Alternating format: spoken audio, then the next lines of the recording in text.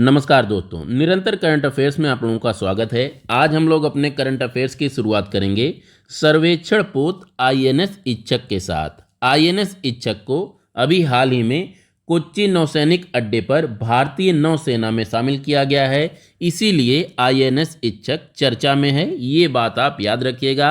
इस पोत का जो निर्माण किया गया है वो garden reach ship builders and engineers GRSC के द्वारा किया गया है। GRSC कहाँ पर स्थापित संस्था है? तो ये कोलकाता में है और इसके द्वारा ही इस सर्वेक्षण पोत का निर्माण किया गया है। आईएनएस इच्छक समुद्र का सर्वे करेगा।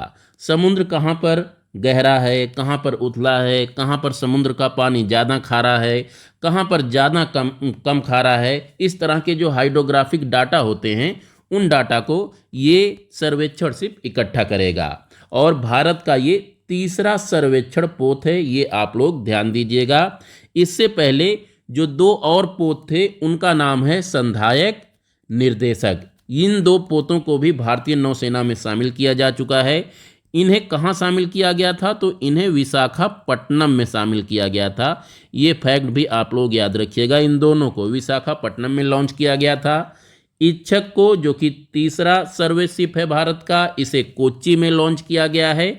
और एक चौथा पोत है जिसका नाम है संशोधक, इसे दिसंबर में लॉन्च किया जाएगा, अभी ये लॉन्च नहीं हुआ है। इन चारों पोतों का निर्माण GRSC के द्वारा ही किया जा रहा है।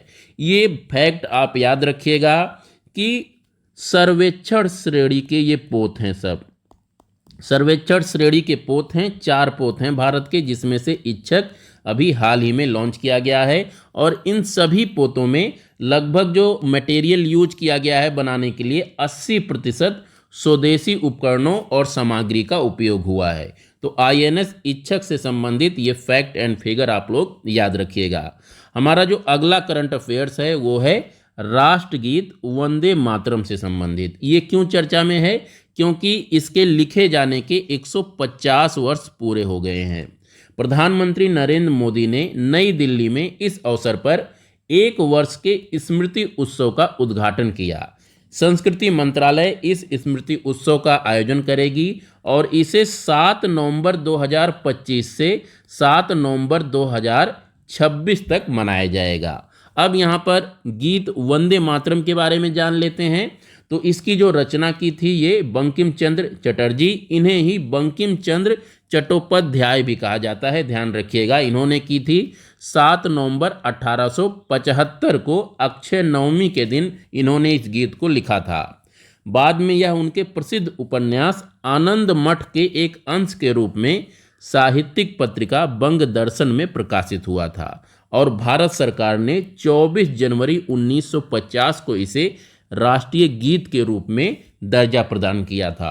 तो वंदे मातरम से संबंधित ये फैक्ट एंड फिगर आप लोग याद रखिएगा। यहीं पर ध्यान दीजिएगा कि हमारा जो राष्ट्रगान है वो जन गण मन है। और आप लोग कमेंट में बताइएगा कि राष्ट्रगान जन गण मन को भारत सरकार ने कब अपनाया और इसके रचनाकार कौन थे। ये 2 फैक्ट हैं, आप लोगों को कमेंट में बताना है। अब बात कर लेते हैं अपने तीसरे करंट अफेयर्स की। तो यहाँ पर हमें याद रखना है कि टाइफून कालमेगी की वजह से फिलीपींस के राष्ट्रपति ने फिलीपींस में आपातकाल की घोषणा की है। फिलीपींस के राष्ट्रपति हैं फर्डिनेंड मार्कोस जूनियर और इन्होंने तूफान कालमेगी की वजह से अपने देश में आपातकाल की घोषणा की है। ये फैक्ट काफ़ी इंपॉर्टेंट है, ध्यान रखिएगा। इस तूफान के कारण अभी तक 114 लोग मारे गए हैं और सैकड़ों लोग लापता हैं। फिलीपींस का जो सबसे अधिक प्रभावित क्षेत्र है तो वो है द्वीप सेबू। आइलैंड सेबू सबसे अधिक प्रभावित हुआ है इस तूफान कालमेगी से, आप लोग याद रखिएगा। और फिलीपींस का ये 20वां तूफान है। इस साल वहाँ पर 20 तूफान आ गए हैं और इससे पहले सेबू में ही एक भूकंप भी आया था 6.9 तीव्रता की। तो द्वीप सेबू यानी सेबू आइलैंड काफ़ी चर्चा में है। प्लेसेज इन न्यूज के लिहाज से इस आइलैंड का नाम याद रखिएगा। पूछा जा सकता है कि आइलैंड सेबू किस देश में स्थित है, तो फिलीपींस का नाम याद रखिएगा। बात फिलीपींस की हुई है तो इस देश के बारे में कुछ स्टैटिक फैक्ट्स एंड फिगर भी देख लेते हैं। तो आप लोगों को ध्यान रखना है कि दक्षिण पूर्व एशिया का ये एक प्रमुख द्वीपीय देश है, यानी आइलैंड्स का बना हुआ देश है। और यहाँ पर 3 प्रमुख आइलैंड हैं। इन 3 प्रमुख द्वीपों का नाम है, जो सबसे उत्तर में है लुजोन द्वीप इसे कहते हैं। ये जो द्वीप सब छिटके हुए हैं इसे कहते हैं विसाया द्वीप, और सबसे दक्षिण में मिंडानाओ द्वीप अवस्थित है।